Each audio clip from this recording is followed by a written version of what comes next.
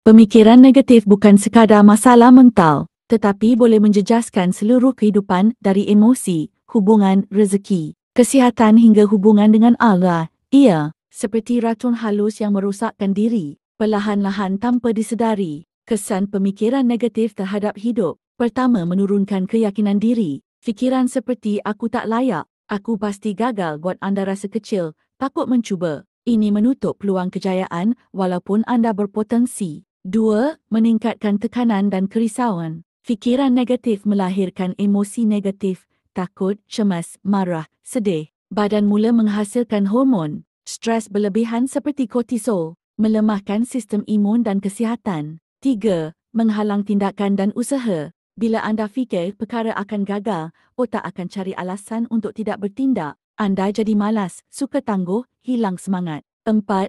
Merosakkan hubungan dengan orang sekeliling. Orang yang sering berfikiran negatif mudah salah faham, bersangka buruk, cemburu dan iri hati. Ini menjauhkan rezeki dan keberkatan dalam hubungan. 5. Menarik realiti buruk self-sabotage. Apa yang anda fikir itu yang anda tarik. Bila anda fikir buruk tentang hidup, anda cenderung membuat keputusan yang salah. Hidup pun jadi semakin tidak terurus. 6. Melemahkan hubungan dengan Allah. Bila anda berfikiran negatif tentang hidup, anda juga boleh mula berprasangka terhadap Allah. Kenapa Allah tak tolong aku? Aku memang tak layak dapat rezeki. Ini sangat berbahaya untuk jiwa dan iman. Dalam Islam, aku bersama sangkaan hamba-Ku terhadapku. Jika dia bersangka baik, maka baiklah baginya. Jangan kamu berputus asa dari rahmat Allah. Apa yang perlu dibuat? Latih diri ganti fikiran negatif dengan zikir, afirmasi dan husnuzon kepada Allah. Tukar, aku gagal. Aku sedang belajar, tak ada harapan.